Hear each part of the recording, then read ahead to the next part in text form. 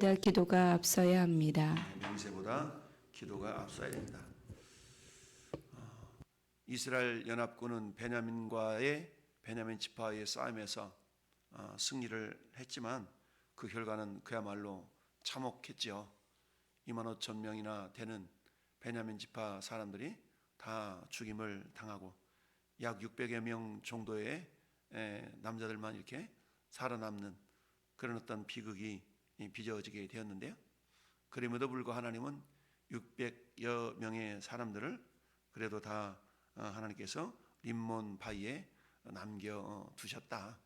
그 림몬 바위로 말미암아 이들이 그야말로 넉 달 동안 숨어 지낼 수 있는 그런 어떤 보막 안식처가 되었는데, 결국 림몬 바위는 예수 그리스도를 상징한다라고 이제 우리가 묵상했습니다.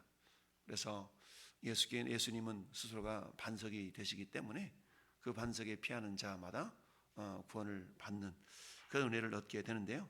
자, 오늘은 그야말로 이처럼 한 지파가 멸절의 위기에 처하니까 그제야 이스라엘 연합군이 후회하며 울며 후회하게 됩니다.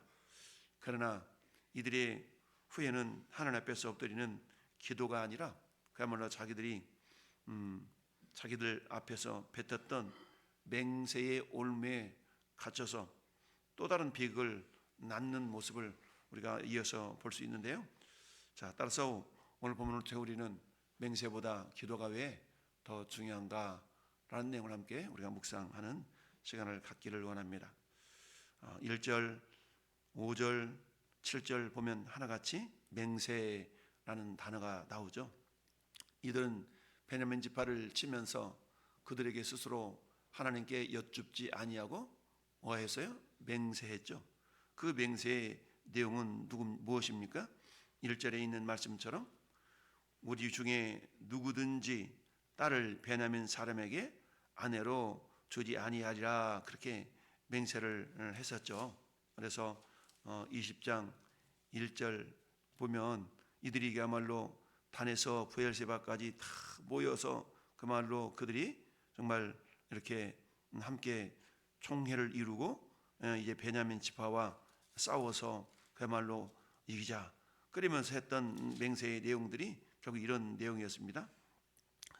그런데 결국 승리를 했기는 했지만 한 지파가 거의 사라질 뻔한 그런 위기 속에서 이들이 취한 조치는 다시 한번 하나님 앞에 나와서 하나님 정말 어떻게 먼저 해야 됩니까?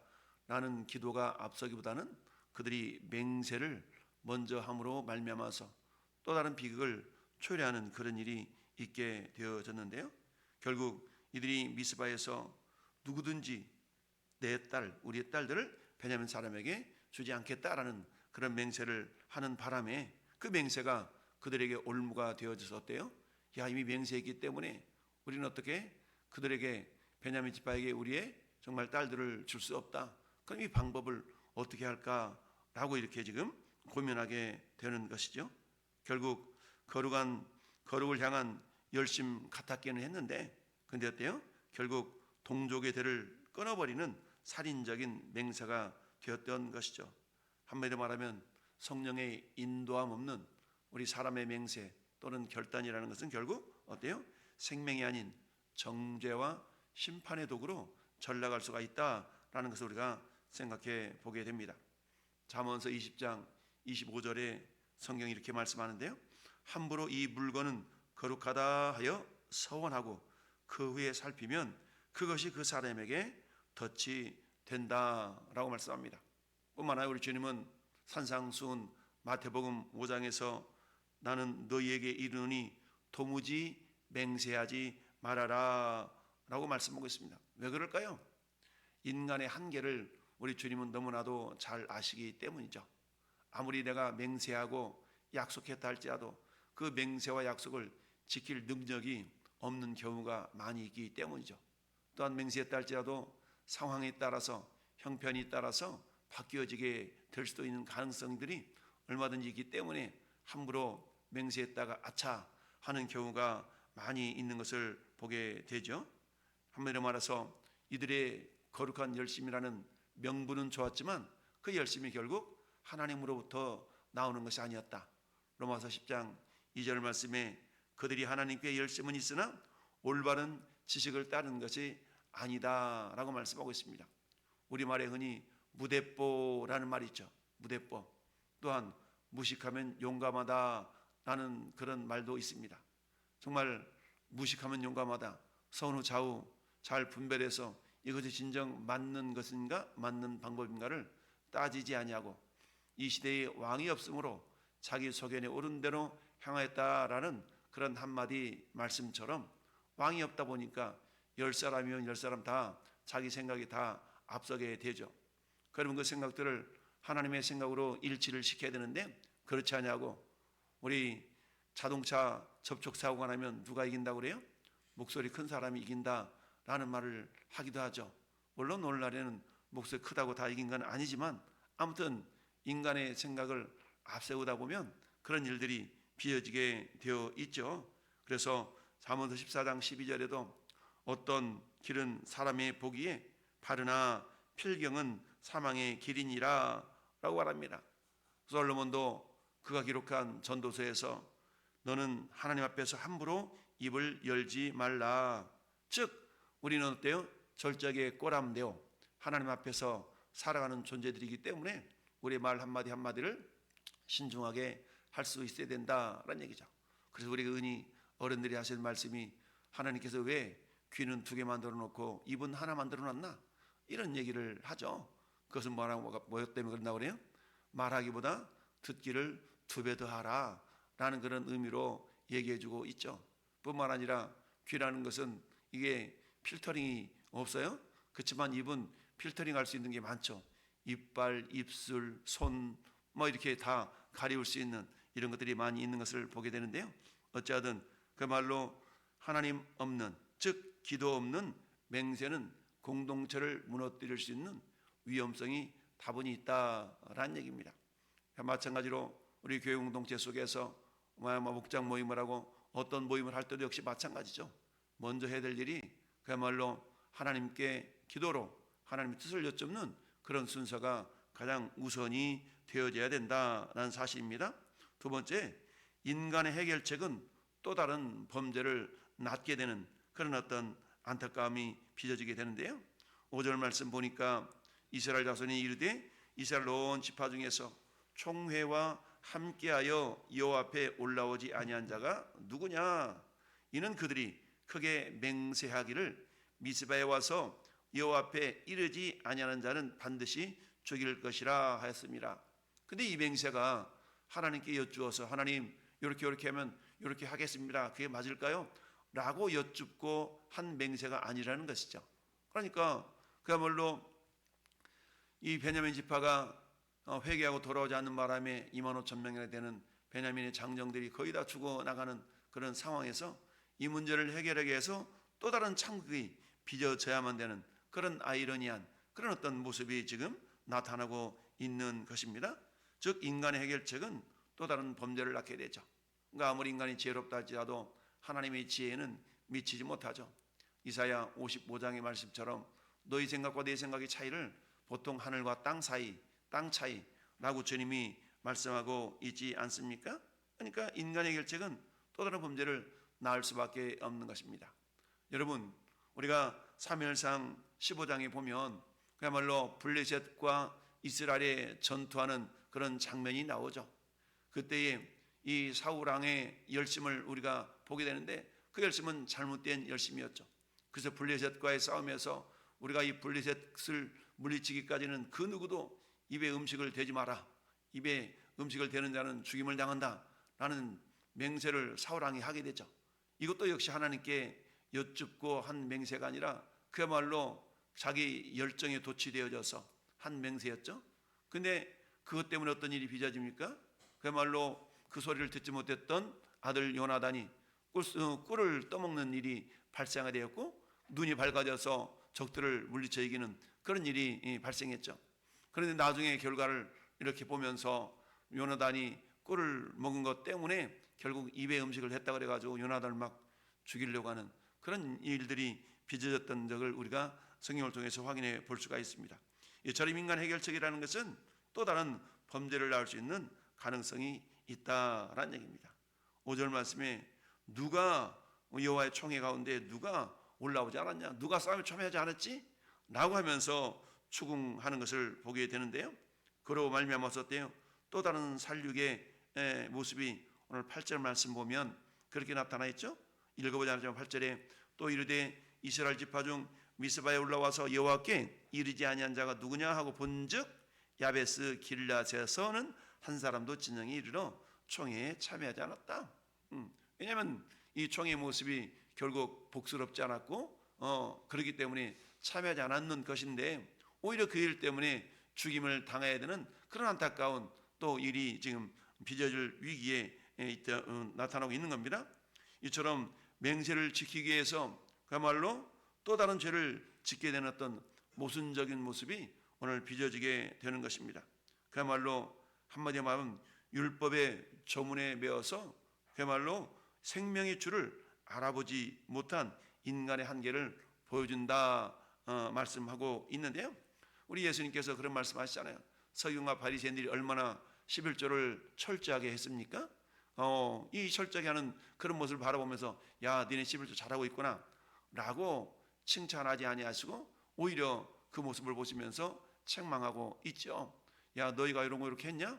그래? 근데 너희가 그것보다 더 귀한 바 의와 인과 신은 버렸구나 라고 말씀하고 있죠. 외형적인 모습으로는 너무 잘하고 있지만 그 가운데 뭐가 정신이 빠졌다라는 얘기예요. 그 정신의 핵심이 뭡니까? 사랑이죠. 사랑. 즉 우리가 하나님 앞에 헌금을 드리고 충성하고 헌신하는 이 모든 것들의 근본에는 하나님을 향한 사랑이 담겨져 있어야 됩니다. 그런데 간혹 가다가 우리가 주님의 일을 한다고 하지만 자칫 자기 열심에 밀려서 하는 경우가 많이 있죠. 자기 열심이라는 것은 내 의죠. 자기 자신의 의로 하는 열심은 반드시 금방 식어지게 되어져 있고 자기 의를 내세우기 위한 열심은 누군가가 알아주지 아니하면 삐지고 시험 들고 이런 것들을 보게 됩니다. 철저하게 우리는 어때요? 하나님의 사랑에 밀려서 주님의 뜻을 따라 행하는 헌신, 봉사, 충성이어야만이 그 결과를 온전히 주님께 내어 맡길 수가 있는 것이죠. 그러니까 결과가 어떻게 되어지든 우리가 하나님의 뜻을 따르는 순종함으로 이룬 그 일이라는 것은 어때요? 그 결과에 연연하지 아니하고 주님의 뜻을 따랐기 때문에 어때요? 모든 결과를 하나님께 맡기고 설령 그 결과가 내 뜻대로 되어지지 않는다 할지라도 우리는 철저히 하나님께서 합력하여 선을 이루신 분이라는 신뢰를 가지고 나갈 때 반드시 주님은 그 말씀대로 합력하여 선을 이루어 가실 수 있게 되는 것이죠. 이처럼 인간 해결책이라는 것은 또 다른 범죄를 낳을 수 있는 그런 어리석음과 연약함이 있는 것을 보게 됩니다. 그래서 야고보 사도도 사람의 성내는 것이 하나님의 의를 하나님의 뜻을 이루지 못한다라고 분내는 이런 모습에 대해서 또 에베소서에도 말씀하고 있지 않습니까? 분을 내어도 죄를 짓지 말며 해가 지도록 분을 품지 말아라. 즉 하나님의 뜻보다는 내 감정에 치우쳐서 정말 성내고 분내고 맹세하는 이런 모든 모습들이 결국 좋지 못하다라는 얘기입니다. 우리 흔히 그런 경우 있지 않습니까? 내가 다시는 안 그럴게요. 우리가 신앙생활을 하다 보면 절대적인 말을 하는 경우가 있거든요. 내가 당신을 다시는 안 볼 거야. 다시는. 이 다시는이라는 말은요, 이게 맹세에 해당되는 거거든요. 근데 해놓고 뒤돌아서면 곧 우리는 후회하게 될 그런 삶을 살게 되거든요. 왜냐하면 인간의 맹세라는 것은 결코 지킬 능력이 우리 자신에게는 없어요. 그러니까 어떤 상황 가운데서 우리는 극단적인 표현을 하면 안 됩니다. 절대로, 다시는 뭐 이런 표현들이라는 것은 결국 해놓고 돌아보면 후회하거든요. 왜냐하면 그럴 상황이 다시 또 돌아오거든요. 그렇기 때문에 우리 예수 믿는 사람은 어떤 상황 속에도 여러분 절대자는 하나님밖에 없기 때문에 하나님만이 절대적인 말씀을 하실 수가 있는 것이지 피조물인 인간이 어떤 절대적인 선언을 한다는 것은 굉장히 하나님보다 앞선다라는 그런 의미가 있는 것을 우리가 알 수 있어야 됩니다. 이처럼 우리가 맹세라는 것은 무엇보다도 기도가 앞서지 않는 맹세는 반드시 후회를 낳게 된다는 사실을 우리가 알 수 있어야 되고요. 세 번째는 기도라는 것은 결국 하나님의 뜻으로 우리를 회복시키는 능력이 있다라는 얘기죠. 그러니까 하나님께서는 어때요? 쉬지 말고 기도하라. 모든 일에 기도와 간구로 너희 구할 것을 감사함으로 하라라. 감사함으로 기도에 깨어있으라. 이처럼 기도하라는 말씀이 얼마나 많이 있습니까? 이를 향하는 여호와 그를 지어 성취하는 여호와가 이같이 이르시도다. 너는 내게 부르짖으라. 그러니까 하나님께서는 우리의 기도거리를 가지고 일을 하시는 분이신데 우리는 어때요? 하나님이 일을 하도록 우리가 기도해야 될 터인데 우리가 기도하지 않는다는 얘기는 하나님께서 그저 우리에게 그래 한번 네가 해봐 라고 우리를 그저 바라만 보시는 그런 모습으로 내버려 둘 수가 있는 것이죠. 따라서 기도라는 것은 하나님의 뜻으로 우리를 회복시키는 놀라운 능력이 있다라는 사실을 기억하면서 우리가 말하는 입술을 닫고 우리는 어때요? 사람을 향하여는 입술을 닫고 하나님을 향하는 입술을 여는 그런 기도의 모습들이 우리 가운데 나타날 수 있어야 됩니다. 이처럼 이들은 어때 뒤늦게 하나님께 울고불고 기도해 보지만 이미 그들이 내렸던 맹세 때문에 그 맹세가 올무가 되어졌었대요. 또 다른 비극을 빚어내는 그런 아이러니한 일들이 나타나고 있다라는 얘기입니다. 그럼에도 불구하고 어때요? 하나님 앞에 그들은 기도로 나오는 모습을 보여줍니다. 그런 상황 속에서도 하나님은 어때요? 살 길을 새롭게 제시해 주시는 하나님이심을 믿을 수가 있는데요. 왜 이런 원인이 발생했는가라는 것을 한마디로 말하면 그 시대에 왕이 없었다라는 얘기입니다. 왕이 진정한 왕이 없었던 것이 아니라 하나님을 그들의 왕으로 인정하며 살지 않았기 때문이다라는 얘기죠. 오늘 이 시대도 이처럼 영적인 양상이 크게 다르지 않은 것을 봅니다. 우리가 1000만 명 되는 그리스도인이 있다라고 말을 하지만 그 이 1000만 명의 선한 영향력이 여러분 1900년 초에 복음이 막 들어와서 정말 이 땅 위에 소수의 그리스도인들이 나타냈던 선한 영향력과는 비교가 되지 않을 정도까지 그야말로 연약해져 버린 그런 모습을 보게 됩니다. 왜 그럴까요? 하나님을 두려워하기보다는 사람을 두려워하는 그런 어떤 하나님의 종이 아니라 사람의 종들이 되어져 가기 때문은 아닌가라고 생각해 봅니다. 여러분 야고보 사도가 갈라디아서 1장 10절에서 그런 말씀했지 않습니까? 내가 사람을 기쁘게 하랴 하나님을 기쁘시게 하라. 내가 사람을 기쁘게 했다라면 내가 하나님의 종이 아니니라 라는 말씀을 하고 있습니다. 오늘 시대의 정치와 국가의 권력에 아부하는 이런 세력들을 우리가 보게 되는데요. 그런 것들은 결국 뭡니까? 결국 하나님의 종이 아닌 스스로가 사람의 종임을 이렇게 자처하는 그런 모습으로 우리에게 보여줄 수밖에 없는데요. 하나님도 이런 모습을 바라보시면서 저 사사시대에 그 시대의 왕이 없으므로 자기 송에 오른 대로 행하였다라 라는 어떤 그런 모습으로 바라보지 않을까라는 염려가 있습니다. 이 아침도 우리가 함께 나와 하나님 앞에 먼저 무릎 꿇고 하루를 시작하는 것이 뭡니까? 내가 행동보다 먼저 하나님께 여쭙고 기도하는 그것은 뭡니까? 주님이 길이요 진리요 생명이 되시기 때문에 먼저 주님께 여쭙는 이런 모습들이 우리 가운데 나타날 수 있어야 된다. 우리는 다윗의 위대한 모습을 그런 모습이라고 보지 않습니까? 다윗 그도 연약한 인생이기 때문에 범죄할 수 있었지 않습니까? 그러나 나단 선지자의 지적을 받고 곧바로 회개하는 회개의 무릎, 즉 하나님께로 자기 자신의 생각을 굴복시키는 그런 삶을 살았던 대표적인 인물인 것을 우리는 알 수가 있습니다. 오늘 하루도 우리가 깨어서 주 앞에 나와 기도하는 것은 내 생각이 있지만 그 생각이 하나님의 생각과 일치되는가를 늘 따져보고 우리 생각을 철저하게 주님의 생각에 굴복시키는 그런 믿음의 삶을 살아야 된다라는 사실입니다. 그렇습니다. 우리는 오늘 나의 의로운 맹세보다 그야말로 하나님의 긍휼을 구하는 기도가 먼저 이어야 함을 이 시간 깨닫습니다.